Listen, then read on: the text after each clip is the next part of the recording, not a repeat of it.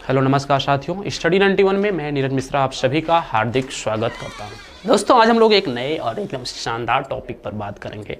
Topic का नाम है मुद्रास्फीति एवं मुद्रा अविस्फीति, यानी इन्फ्लेशन और डिफ्लेशन। बहुत ही शानदार टॉपिक है। दूसरी बात आपको ये भी समझना होगा, यह बैंकिंग बेस्ड टॉपिक है। मतलब यह टॉपिक आपका किस पर आधारित है? बैंकिंग पर आधारित है, और यह एकदम बैंकिंग बेस्ड टॉपिक है। तो चलिए शुरू करते हैं आज का एकदम बहुत ही शानदार रजिस्ट्रेशन क्रैश कोर्स के अंतर्गत। बहुत सारी चीज़ें हम लोग बहुत ही बिंदास तरीके से सीखेंगे, और आपके टॉपिक को थोड़ा सा एक बार इंग्लिश में भी लिख सकते हैं, inflation and deflation. Inflation and deflation.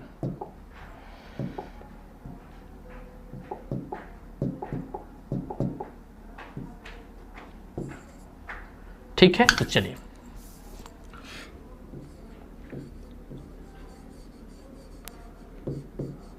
Inflation and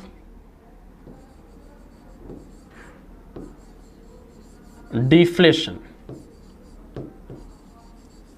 inflation and deflation का मतलब होता है मुद्रास्फीति एवं मुद्रा अविस्फीति। क्या होता है? मुद्रास्फीति, मुद्रास्फीति एवं मुद्रास्फीति एवं मुद्रा अविस्फीति।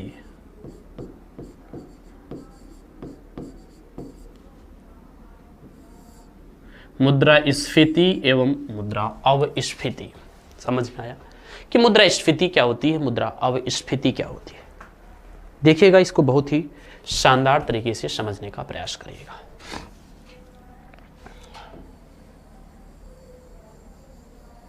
Inflation and deflation.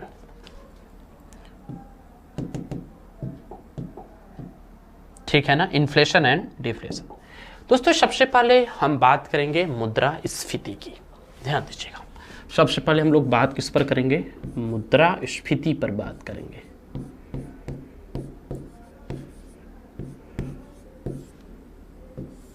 मुद्रास्फीति।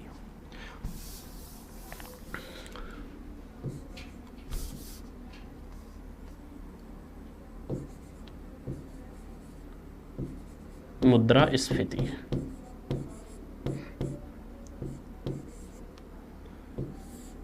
मुद्रास्फीति का मतलब होता है इन्फ्लेशन।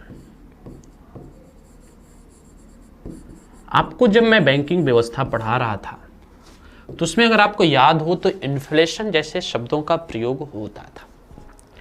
कोई वस्तुओं का महंगा होना कहा जाता है जब वस्तु एवं सेवाओं की सामान्य कीमत स्तर में लगातार वृद्धि हो तो उसे मुद्रास्फीति कहा जाता है।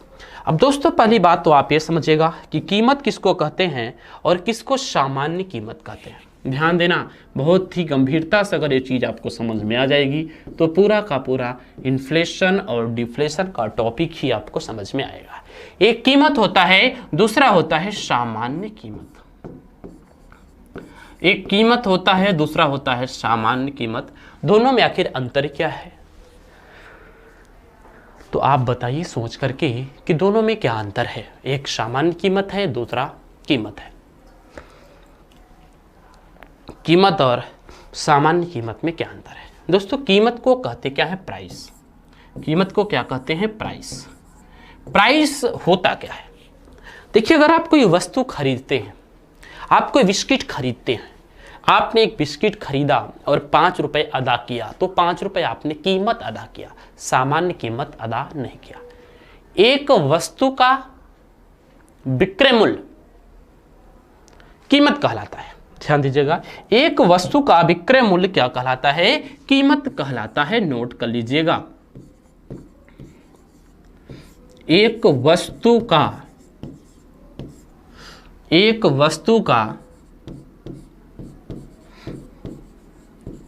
विक्रय मूल्य, एक वस्तु का विक्रय मूल्य, लो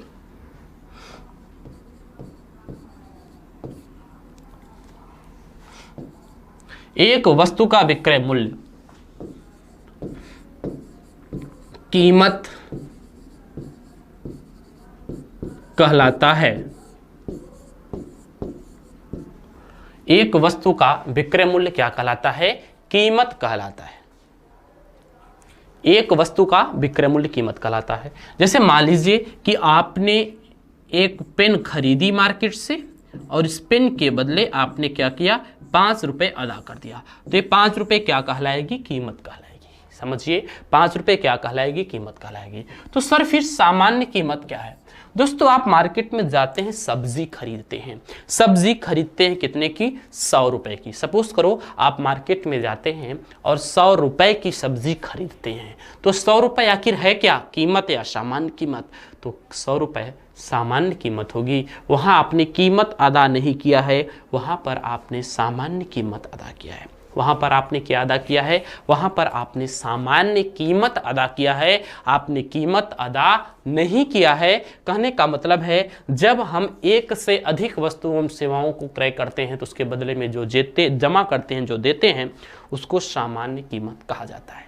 एक से अधिक वस्तुओं और सेवाओं का लेन देन, एक से अधिक वस्तुओं एवं सेवाओं का जो लेन देन होता है वह क्या कहलाता है? सामान्य कीमत कहलाता है। तो आप चाहे तो इसको इस हिसाब से लिख सकते हैं, बहुत ही अच्छी तरीके से आप यहां से चीजों को पकड़ सकते हैं। कैसे करेंगे थोड़ा सा मैं आपको बता रहा हूं, आप इसको समझने का प्रयास करिएगा।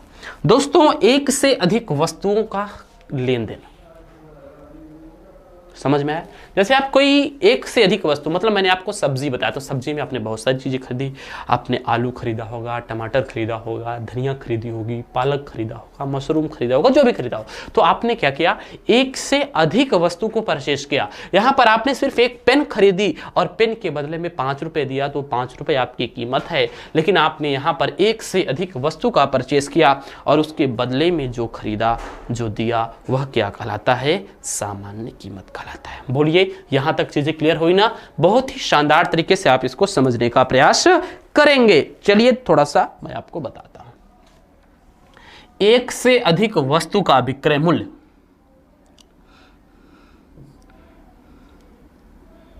एक से अधिक वस्तु का विक्रय मूल्य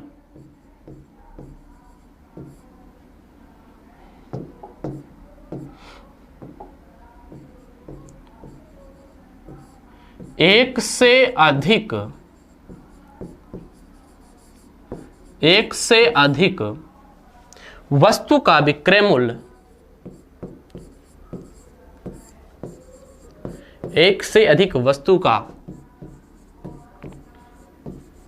विक्रय मूल्य एक से अधिक वस्तु का विक्रय मूल्य सामान्य कीमत कहलाता है, जनरल प्राइस कहलाता है। सामान्य कीमत कहलाता है। देखिए, अगर ये चीज आपको समझ में आ गई तब आपको इन्फ्लेशन और डिफ्लेशन तुरंत समझ में आएगा। इन्फ्लेशन और डिफ्लेशन में हम लोग इसी की बात करते हैं। हम लोग एक वस्तु की कीमत में वृद्धि होना मुद्रास्फीति नहीं कहते, या एक सेवा की कीमत में वृद्धि होना मुद्रास्फीति नहीं कहते। एक से अधिक वस्तुओं और सेवाओं के कीमतों में वृद्धि होना मुद्रास्फीति कहलाता है। एक से अधिक वस्तुओं और सेवाओं की कीमतों में वृद्धि होना मुद्रास्फीति कहलाता है। एक वस्तु की कीमत में वृद्धि होना मुद्रास्फीति नहीं कहलाता है। तो कहने का मतलब है, तो आइए हम लोग पिछले बार स्लाइड पर चलते हैं और इन्फ्लेशन की बात कर लेते हैं। मुद्रास्फीति, अगर देखिए दोस्तों, हम लोग मुद्रास्फीति की बात करेंगे तो कहा जाता है when general price level increase continuously and purchasing power of money decrease continuously is called inflation. When general price level increase continuously and purchasing power of money decrease continuously is called inflation. समझ में आया? When general price level increase continuously and purchasing power of money decrease continuously is called inflation. यानी जब सामान्य कीमत स्तर में लगातार वृद्धि हो तथा मुद्रा के क्रय शक्ति में लगातार गिरावट हो तो उसे मुद्रास्फीति कहा जाता है। मुद्रास्फीति को सामान्य बोलचाल की भाषा में महंगाई भी कहते हैं। मतलब समझना, वस्तुओं और सेवाओं की कीमतों में लगातार लगातार लगातार वृद्धि होती जा रही है। क्या होती जा रही है? वस्तुओं और सेवाओं की कीमतों में लगातार वृद्धि होती जा रही है तथा मुद्रा की जो क्रय शक्ति है, जो परचेसिंग पावर है, उसमें लगातार गिरावट होती जा रही है। मुद्रा के क्रय शक्ति में लगातार गिरावट होती जा रही है, तो उस स्थिति को हम क्या कहते हैं? उस स्थिति को ही हम क्या बोलते हैं? मुद्रास्फीति कहते हैं। लिख सकते हैं, जब वस्तुओं एवं सेवाओं के सामान्य कीमत स्तर में लगातार वृद्धि हो, जब वस्तुओं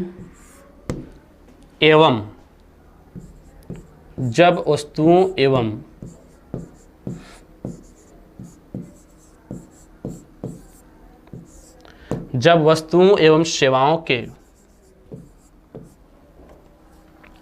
सामान्य कीमत स्तर में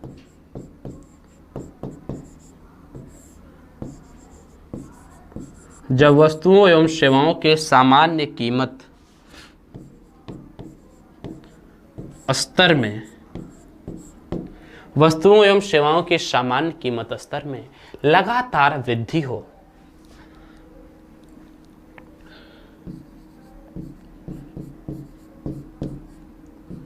जब वस्तुओं एवं सेवाओं के सामान्य कीमत स्तर में लगातार वृद्धि हो,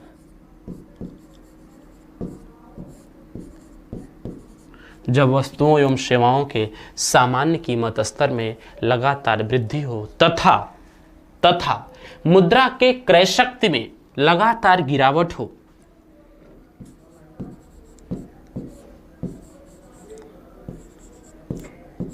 मुद्रा के क्रय शक्ति में तथा मुद्रा के क्रय शक्ति में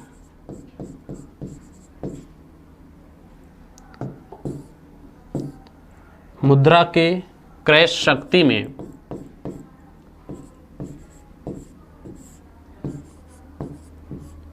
मुद्रा के क्रय शक्ति में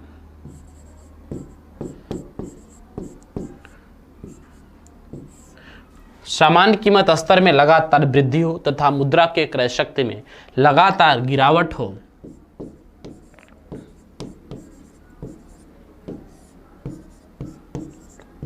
तो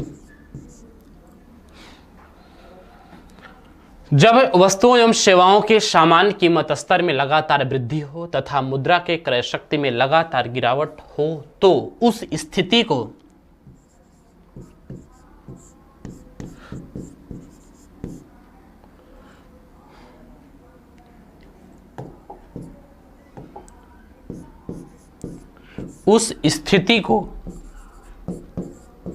मुद्रास्फीति कहते हैं। मुद्रास्फीति को महंगाई भी कहते हैं। उस स्थिति को मुद्रास्फीति या महंगाई कहते हैं।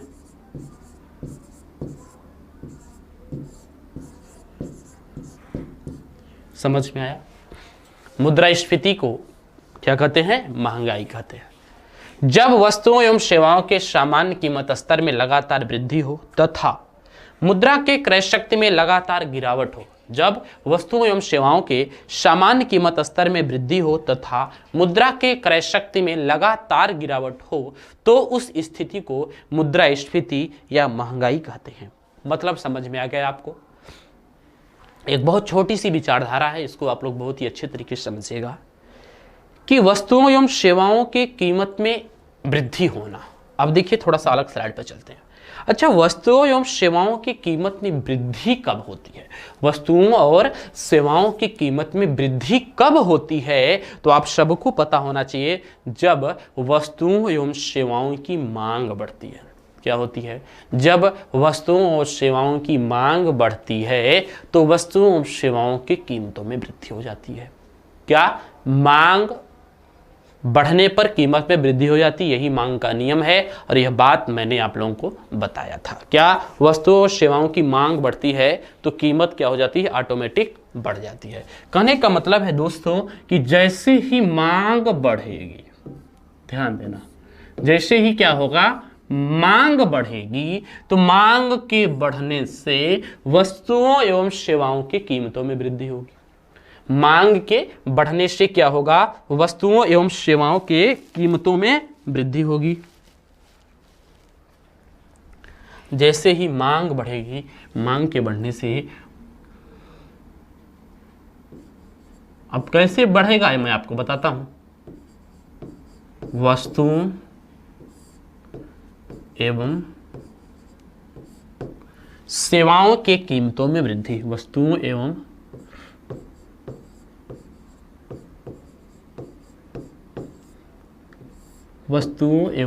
सेवाओं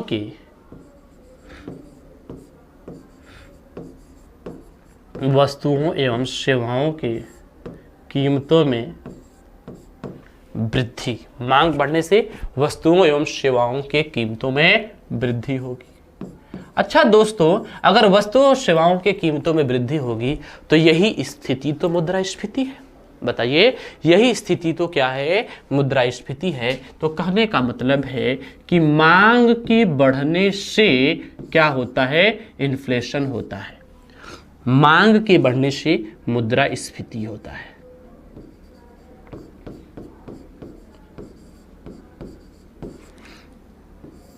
मांग के बढ़ने से क्या होता है, मुद्रास्फीति बढ़ता है या मुद्रास्फीति होता है। अच्छा दोस्तों, मांग कब बढ़ती है? आपको मैंने जब स्टार्टिंग में क्लास लिया होगा तो मैंने आपको मांग से संबंधित चीजें आपको बताने का प्रयास किया होगा। यार मांग कब बढ़ती है, पता है कब बढ़ती है? डिमांड कब बढ़ती है? जब आय के साधन बढ़ जाते हैं, जब हमारी आमदनी बढ़ने लगती है तो हमारी मांग ऑटोमेटिक बढ़ने लगती है। क्या है? जब हमारी आमदनी बढ़ती है तो हमारी मांग ऑटोमेटिक बढ़ने लगती है। यह आपको पता होना चाहिए। आमदनी के बढ़ने से क्या होती है, मांग बढ़ने लगती है। आमदनी के बढ़ने से मांग बढ़ने लगती है। समझ में आया?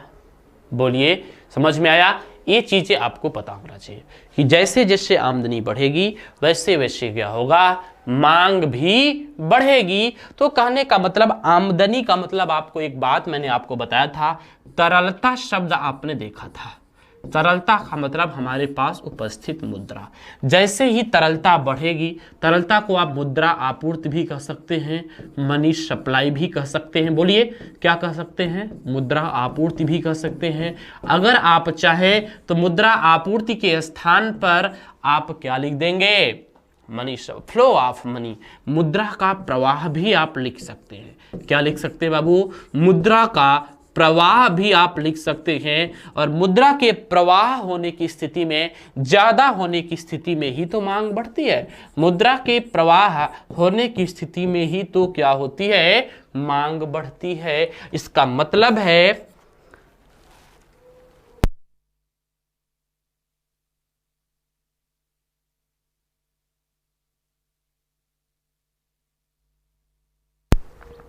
कि जैसे ही तरलता बढ़ेगी, तरलता को इंग्लिश में बोलते हैं लिक्विडिटी। तरलता को इंग्लिश में क्या बोलते हैं? लिक्विडिटी बोलते हैं। जैसे ही आपकी लिक्विडिटी बढ़ेगी, तरलता बढ़ेगी, तो जाहिर सी बात है आपकी डिमांड बढ़ जाएगी, आपकी मांग बढ़ जाएगी। आपके पास पैसे होंगे तो आपकी मांग बढ़ जाएगी, और मांग बढ़ जाएगी तो क्या हो जाएगा, इन्फ्लेशन हो जाएगा। इतना सारा बात, इतनी सारी चीजें आपको समझ में आ गई होंगी। बोलिए, इतनी सारी चीजें आपको समझ में आ गई होंगी कि लिक्विडिटी बढ़ने से डिमांड बढ़ जाती है और डिमांड बढ़ने से इन्फ्लेशन। लिक्विडिटी बढ़ने से डिमांड बढ़ जाती है और डिमांड बढ़ने से इन्फ्लेशन। इतनी सारी बातें आपको बहुत ही शानदार तरीके से समझ में आ गई होंगी।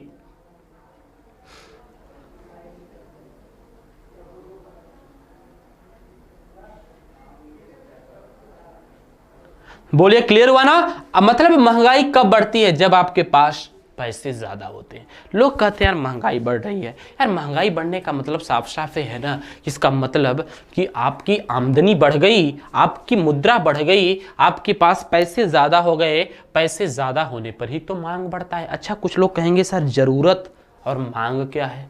देखिए दोस्तों, जरूरत और मांग का मतलब क्या है? जरूरत और मांग का मतलब क्या है, तो आप ये समझिएगा, यहां से कुछ चीजें और आपको बहुत अच्छी समझ में आएंगी कि जरूरत और मांग इन दोनों में क्या संबंध होता है, इन दोनों का मतलब क्या होता है, क्या है जरूरत और क्या है मांग।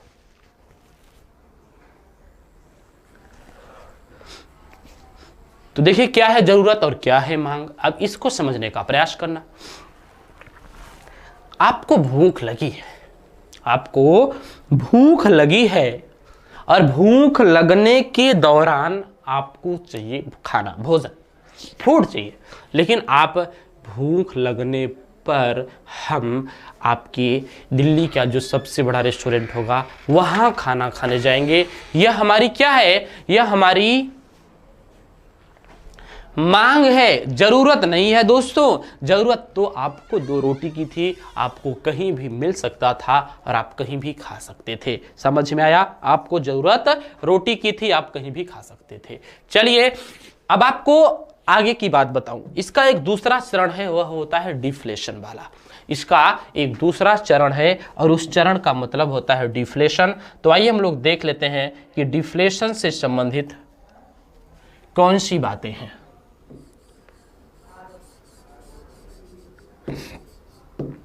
डिफ्लेशन से संबंधित कौन सी बातें हैं? डिफ्लेशन का मतलब होता है मुद्रा अवस्फीति।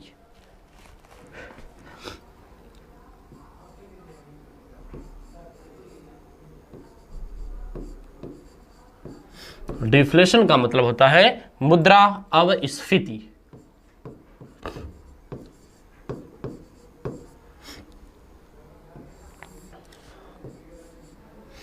डिफ्लेशन का मतलब मुद्रा अवस्फीति। दोस्तों मुद्रा अवस्फीति, अगर मैंने आपको इन्फ्लेशन पढ़ा दिया तो आपको डिफ्लेशन तो समझ में आ जाना चाहिए। कहने का मतलब है कि जब वस्तुओं एवं सेवाओं की कीमतों में हो गिरावट, क्या हो, वस्तुओं और सेवाओं के सामान्य कीमत स्तर में गिरावट हो तथा मुद्रा के क्रय शक्ति में वृद्धि हो। जाहिर सी बात है, अगर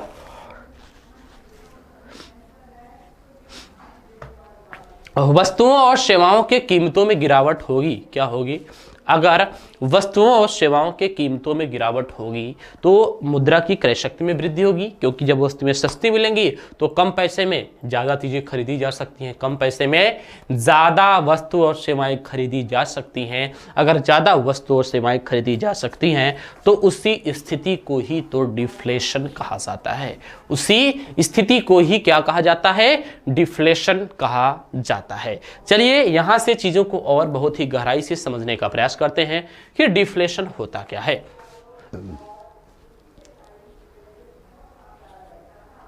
तो जब वस्तुओं एवं सेवाओं के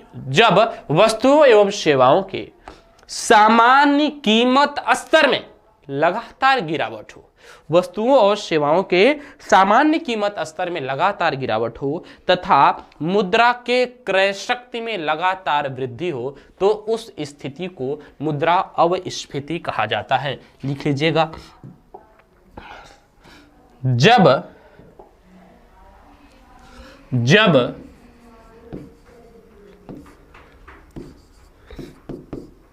सॉरी गड़बड़ा गया भाई, कोई बात नहीं, लिखा है, जब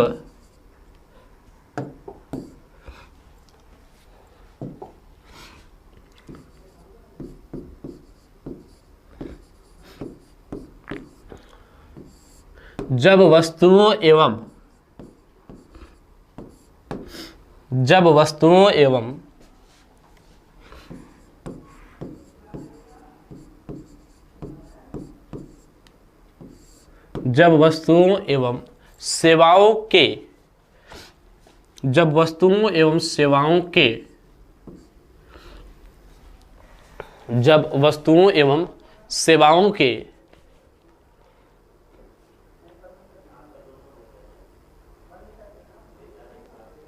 सामान्य कीमत स्तर में लगातार गिरावट हो,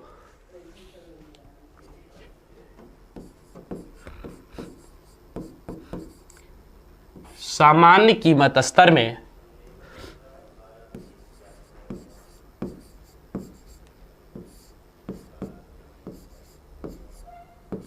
जब वस्तुओं एवं सेवाओं के सामान्य कीमत स्तर में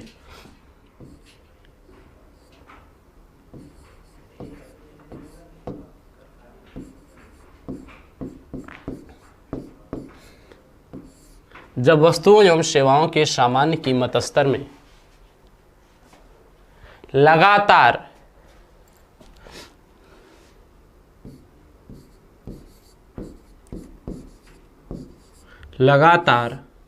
गिरावट हो तथा मुद्रा के क्रय शक्ति में लगातार वृद्धि हो तथा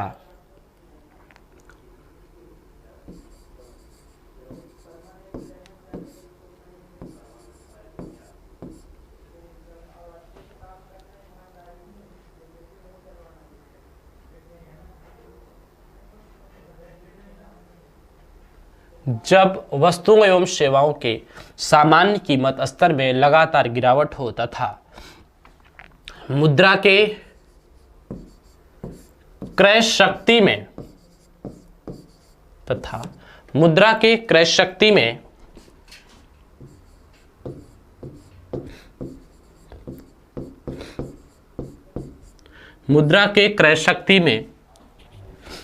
लगातार वृद्धि हो, मुद्रा के क्रय शक्ति में लगातार वृद्धि हो तो उसे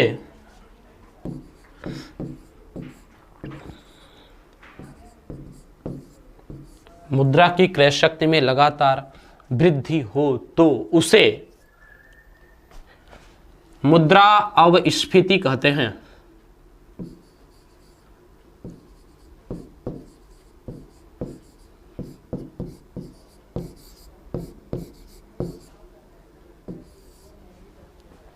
तो उसे मुद्रा अवस्फीति कहते हैं।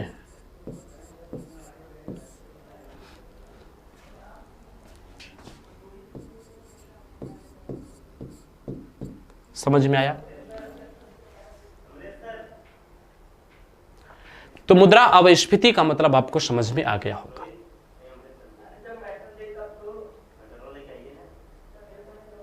कि जब वस्तुओं एवं सेवाओं के सामान्य कीमत स्तर में लगातार, मतलब वस्तुएं क्या हो रही, सस्ती हो रही है, तो कहने का मतलब है दोस्तों यहां पर सारी चक्र बदल जाते हैं। लिक्विडिटी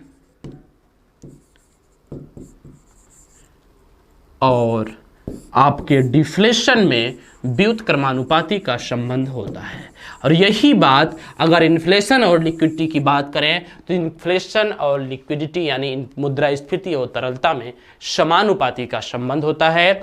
और मुद्रास्फीति और तरलता में समानुपाती और मुद्रा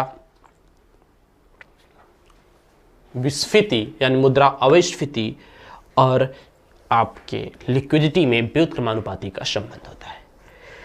तो अभी तक की जानकारी से आप लोगों ने यह समझने का प्रयास किया होगा कि जैसे जैसे अर्थव्यवस्था में मुद्रा बढ़ती है वैसे वैसे वस्तुओं और सेवाओं की कीमतों में वृद्धि होती है। जैसे जैसे अर्थव्यवस्था में मुद्रा घटती है वैसे वैसे वस्तुओं और सेवाओं की कीमतों में भी क्या होती है, गिरावट होती है। मतलब साफ साफ यह है कि अगर आपके पास पैसे ज़्यादा होते हैं तो आपकी डिमांड ज़्यादा होती है। मतलब अर्थव्यवस्था में पैसे ज़्यादा होते हैं तो अर्थव्यवस्था की डिमांड ज़्यादा होती है। अगर अर्थव्यवस्था में पैसे कम होते हैं तो क्या होती है, आपके डिमांड भी कम होती है। डिमांड कम हो जाती है तो वस्तुओं एवं सेवाओं की कीमतों में गिरावट होती है। क्या होती है, वस्तुओं एवं सेवाओं की कीमतों में गिरावट होती है। दोस्तों एक ग्राफ के माध्यम से पूरी कहानी को हम लोग समझने का प्रयास करें। अच्छा आप ये बताइए, चाहे इन्फ्लेशन हो चाहे डिफ्लेशन हो, उसको कंट्रोल कौन करता है? तो उसको कंट्रोल करता है मौद्रिक नीति समिति। मौद्रिक नीति समिति मैंने आपको पढ़ाया है, उसमें 3 सदस्य आरबीआई के होते हैं और 3 सदस्य गवर्नमेंट ऑफ इंडिया के होते हैं। कभी कभी अगर मौद्रिक नीति समिति नहीं लिखा रहेगा तो आप कहेंगे आरबीआई तथा भारत सरकार। क्या कहेंगे, आरबीआई तथा भारत सरकार कहेंगे। अगर आप कि ऑप्शन में मौद्रिक नीति समिति जैसे शब्द का प्रयोग नहीं किया गया है। तो अच्छा दोस्तों, आप ये बताइए कि अगर मनी के बढ़ने से महंगाई बढ़ती है तो महंगाई को कम करने के लिए क्या किया जाएगा? थोड़ा सा आप बताइएगा। इस प्रश्न का एकदम शानदार जवाब आप अपने से ढूंढ लेंगे, इसमें कोई जबरदस्ती नहीं है, कुछ भी आपको एक्स्ट्रा सोचना नहीं है, आप आराम से इसको बता सकते हैं।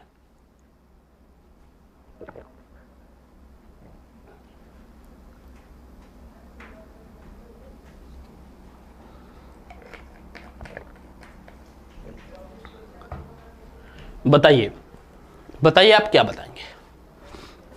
आप ही बताओ। अगर पैसे ज्यादा होने से, पैसे आपके पास मुद्रा, पैसे नहीं कहेंगे, आप पैसे भी कर सकते हैं, आप सामान्य बोलचाल की भाषा में समझने का प्रयास कर रहे हैं। अगर मुद्रा ज्यादा होने से, मुद्रा ज्यादा होने से महंगाई बढ़ती है तो महंगाई को कंट्रोल करने के लिए मुद्रा को क्या करेंगे? कम कर देंगे। बोलो, मुद्रा को कम कर देंगे। और आपने पढ़ा है कि मुद्रा को कम करने के लिए क्या किया जाता है? मौद्रिक नीति समिति तरह तरह के हथकंडे अपनाता है, जैसे repo rate, reverse repo rate, CRR, SLR। इसको क्या कर देता है? इसको बढ़ा देता है। जैसे इसको बढ़ा देगा तो मुद्रा कम हो जाएगी, और मुद्रा के कम होते ही अर्थव्यवस्था में क्या होगा? डिमांड कम हो जाएगी, और डिमांड जैसे ही कम होगा दोस्तों, वस्तुओं और सेवाओं की कीमतों में गिरावट हो जाएगी। तो चलिए थोड़ा सा इसको और डिटेल में देखते हैं। एक बहुत ही शानदार ग्राफ के माध्यम से चीजें मैं आपको बताने का प्रयास करूंगा, थोड़ा सा आप इसको देखने का प्रयास करना है। मान लो ये सामान्य कीमत स्तर है, मान लो यह क्या है? सामान्य कीमत स्तर है। सपोज करो यह सामान्य कीमत स्तर है।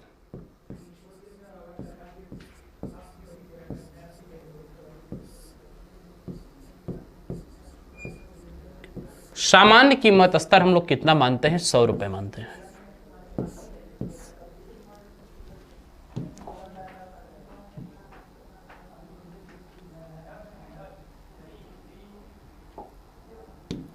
सामान्य कीमत स्तर क्या है? 100 रुपए है। सामान्य कीमत स्तर कितना है? 100 रुपए है। अच्छा, सामान्य कीमत स्तर में वृद्धि होना मुद्रास्फीति है। तो कहने का मतलब है यहां से ऊपर जाएगी वैल्यू। अगर यहां से वैल्यू 100 से मान लो 110 पर गया तो यह स्थिति क्या होगी? इन्फ्लेशन की होगी। बोलो,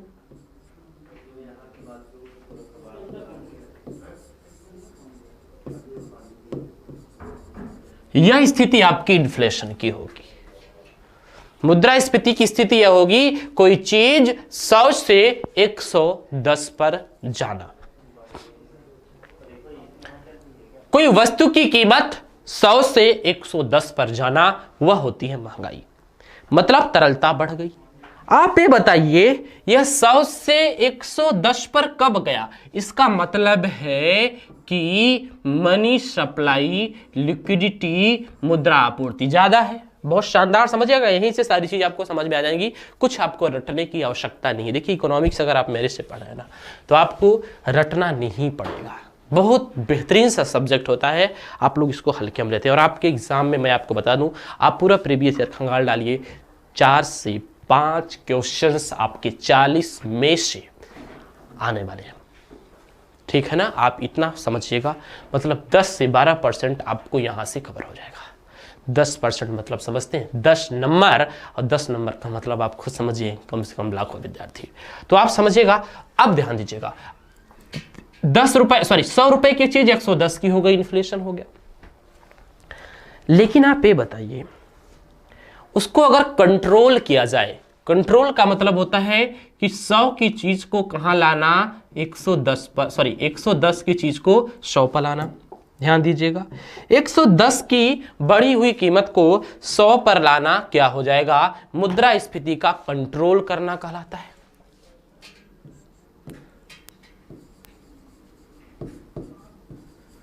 यह क्या होगा? कंट्रोल होगा, मुद्रास्फीति का नियंत्रण होगा। अच्छा दोस्तों, अगर यह कंट्रोल करना होगा तो इसको कंट्रोल करता कौन है? RBI and government of India, RBI and government of India, RBI and government of India इसको क्या करता है, कंट्रोल करता है पूरी तरह से। अच्छा, कैसे कंट्रोल करेगा? तो दोस्तों आप सबको पता है, यही बात तो अभी मैं बता रहा था, मनी सप्लाई को कम करके। मनी सप्लाई मतलब इसी को बोलते हैं लिक्विडिटी।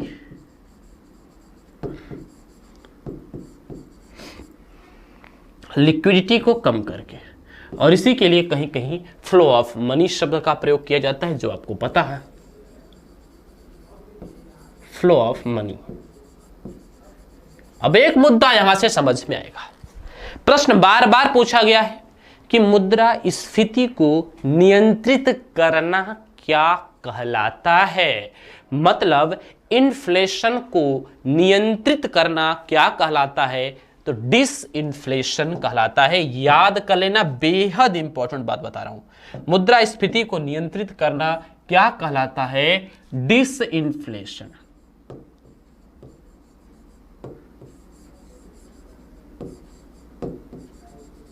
मुद्रास्फीति को नियंत्रित करना, कंट्रोल करना क्या कहलाता है? डिसइन्फ्लेशन। और डिसइन्फ्लेशन का मतलब क्या होता है? डिसइन्फ्लेशन का मतलब क्या होता है? इसको बोलते हैं मुद्रा विस्फीति। क्या बोलते हैं? मुद्रा विस्फीति। और आप हिंदी में मत याद करो, इंग्लिश में याद कर लो, आपका काम हो जाएगा। इसको बोलते हैं मुद्रा विस्फीति। डिसइन्फ्लेशन का मतलब मुद्रा विस्फीति।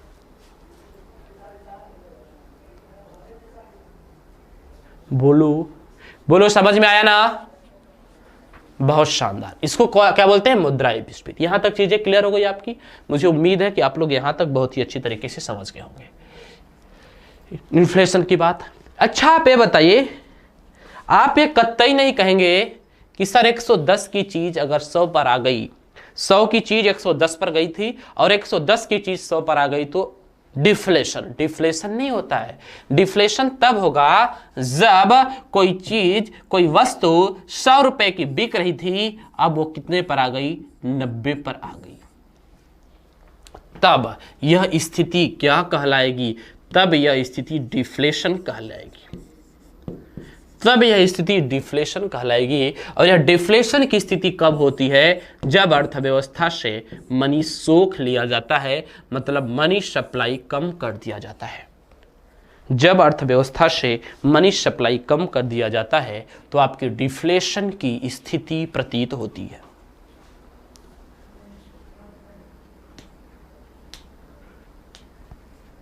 किसकी स्थिति आती है भैया? डिफ्लेशन की स्थिति आती है। ओके, अच्छा, अब देखो क्या है। अब इसको कंट्रोल करने के लिए आप क्या करेंगे? 90 की चीज को कहां ले जाएंगे? 100 पर ले जाएंगे। बोलिए हाँ या ना, बोलिए। और इसको आप क्या करेंगे? कंट्रोल करेंगे। कंट्रोल कर रहे हैं। किसको कंट्रोल कर रहे हैं? मुद्रा अवस्फीति को। मुद्रा अवस्फीति को कंट्रोल करने का काम किसका है? RBI and government of India का है। RBI and government of India का है। अच्छा, कैसे कंट्रोल करेगा? तो दोस्तों आप कहेंगे सर मनी सप्लाई को बढ़ा करके। कैसे कंट्रोल करेगा?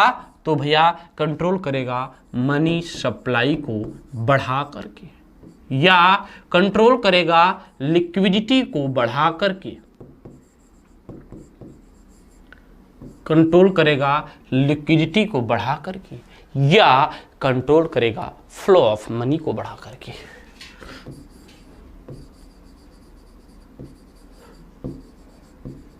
फ्लो ऑफ मनी को बढ़ा करके।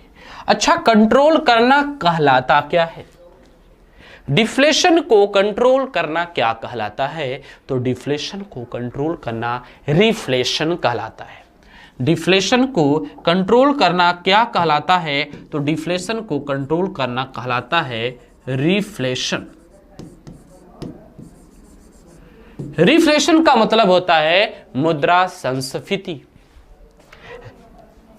रिफ्लेशन का मतलब क्या होता है? रिफ्लेशन का मतलब होता है मुद्रा संस्फीति।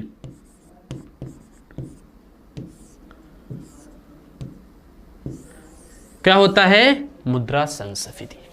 रिफ्लेशन का मतलब मुद्रा संस्फीति होता है। देखिए, आपको एक डायग्राम के माध्यम से पूरी चीजें मेरे हिसाब से एकदम शानदार तरीके से क्लियर हो गई होंगी। एक एक बात, जितनी बातें मैंने आपसे कही थी, इसके पहले जितनी चर्चाएं हुई थी, वे सारी चर्चाएं आपकी एक ही डायग्राम पर, एक ही स्लाइड्स के माध्यम से आपको कंफर्म हो गया होगा कि कौन कौन सी चीजें किस हिसाब से हम लोग बात कर रहे हैं।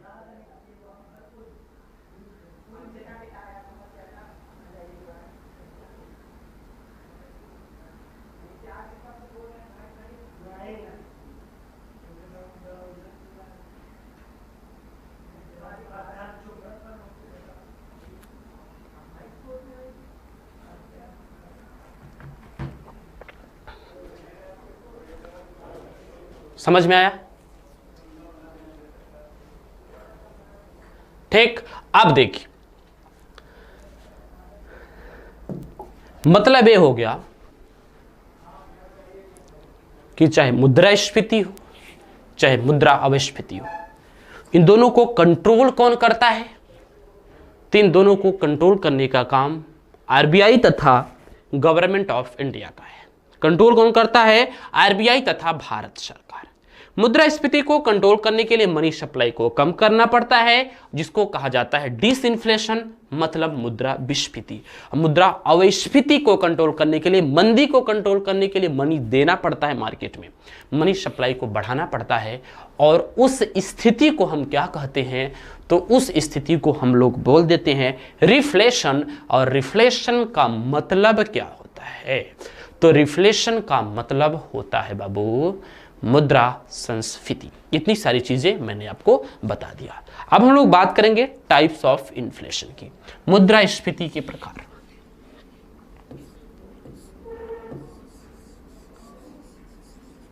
Types of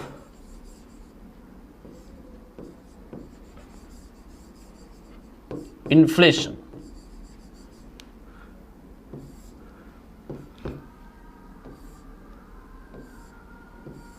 types of inflation. कितने प्रकार की मुद्रास्फीति होती है? तो ये भी प्रश्न खूब पूछा गया आपके एग्जाम में।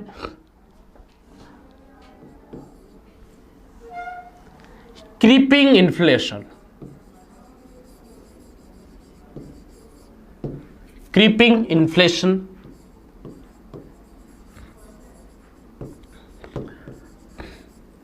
क्रीपिंग इन्फ्लेशन का मतलब होता है रेंगती हुई मुद्रास्फीति।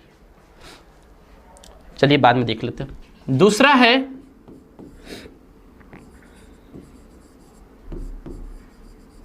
Walking inflation. वॉकिंग इन्फ्लेशन का मतलब होता है चलती हुई मुद्रास्फीति। वॉकिंग इन्फ्लेशन का मतलब क्या होता है? चलती हुई मुद्रास्फीति। तीसरा क्या होता है?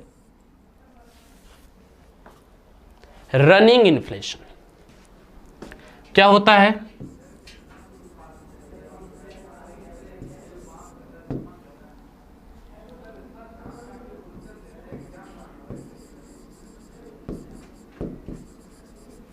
रनिंग इन्फ्लेशन का मतलब होता है दौड़ती हुई मुद्रास्फीति।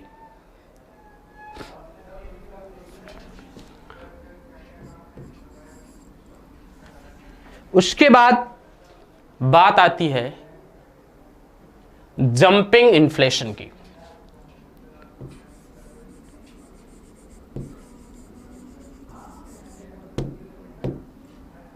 जंपिंग इन्फ्लेशन की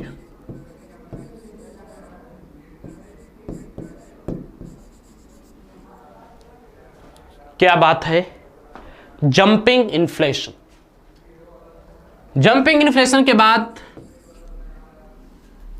कोर इन्फ्लेशन होता है या हाइपर इन्फ्लेशन होता है। हाइपर, हाइपर के बाद कोर। इसको एक एक को हिंदी में भी लिख देंगे भैया, हाइपर इन्फ्लेशन, परेशान मत हो।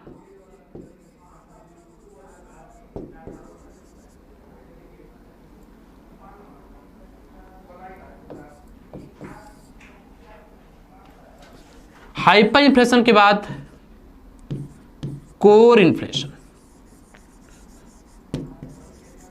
हाइपर इन्फ्लेशन के बाद कोर इन्फ्लेशन, कोर इन्फ्लेशन के बाद 7वें नंबर पर जो आएगा वह आएगा हिडन इन्फ्लेशन, या इंपोर्टेड पहले लिख लो, इंपोर्टेड इन्फ्लेशन। इंपोर्टेड इन्फ्लेशन के बाद 8वें नंबर पर आपका मिलेगा हिडन इन्फ्लेशन, हिडन इन्फ्लेशन क्या मिलेगा? Hidden inflation. हिडन इन्फ्लेशन के बाद 9वें नंबर पर आएगा दोस्तों स्ट्रक्चरल इन्फ्लेशन,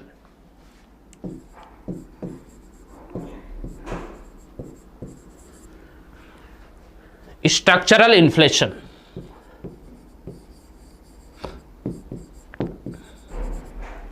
स्ट्रक्चरल इन्फ्लेशन के बाद आपको जो 10वां मिलेगा वह मिलेगा हेडलाइन इन्फ्लेशन, हेडलाइन इन्फ्लेशन। यह 10 प्रकार का मुद्रास्फीति होता है और आपके एग्जाम में पूछा जाता है डायरेक्ट, निम्नलिखित में से कौन मुद्रास्फीति का प्रकार है या निम्नलिखित में से कौन मुद्रास्फीति का प्रकार नहीं है। ये 10 टाइप्स होते हैं। क्रीपिंग इन्फ्लेशन, ध्यान दीजिएगा, क्रीपिंग इन्फ्लेशन का मतलब होता है रेंगती हुई मुद्रास्फीति।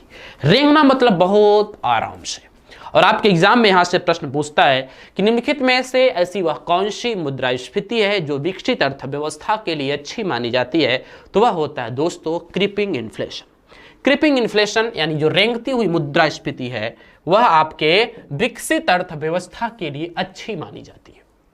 मतलब इसमें होता क्या है कि मुद्रास्फीति की दर, मुद्रास्फीति की दर अगर 0 से 3% के बीच है, मुद्रास्फीति की दर अगर 0 से 3% के बीच है तो उसको क्रीपिंग इन्फ्लेशन कहा जाएगा। अच्छा, मुद्रास्फीति की दर 0 से 3% का मतलब क्या होगा दोस्तों? 100 रुपए की चीज या तो आपकी 102 की मिली, 103 की मिले, 101 की मिले,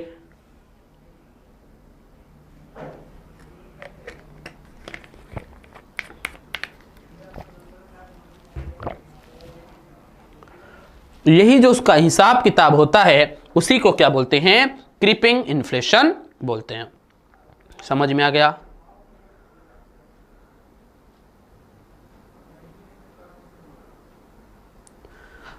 बोलिए।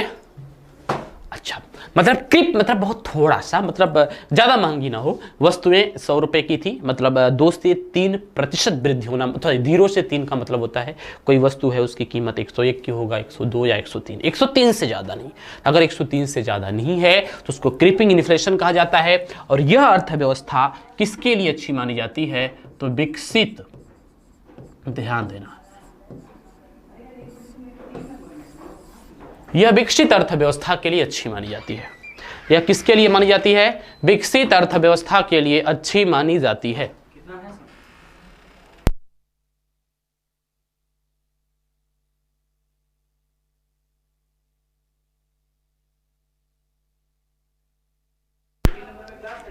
ठीक है ना?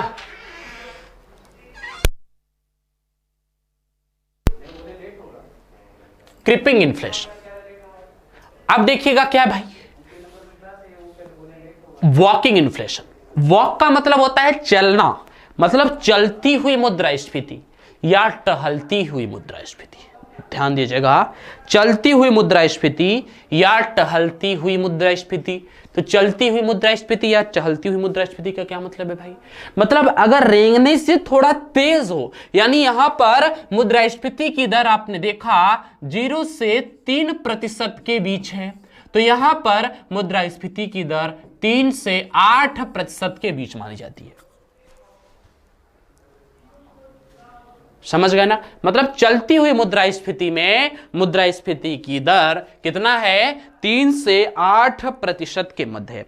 अगर 3 से 8% के मध्य है तो उसको क्या बोला जाता है? चलती हुई मुद्रास्फीति दोस्तों। और आपको यह भी पता होना चाहिए कि भारत जैसे विकासशील देशों के लिए वॉकिंग इन्फ्लेशन सबसे अच्छा माना जाता है।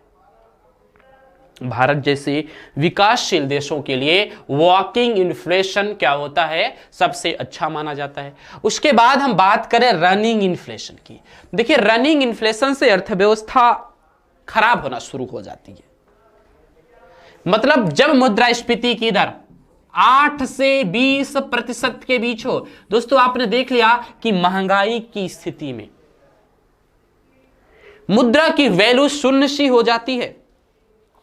महंगाई की स्थिति में मुद्रा की वैल्यू शून्य सी हो जाती है और 8 से 20% का मतलब है 100 रुपए की चीज 120 के मिलना शुरू हो जाए, 110 के मिलना शुरू हो जाए, 112, 15, 18, 17, 16 जो भी है।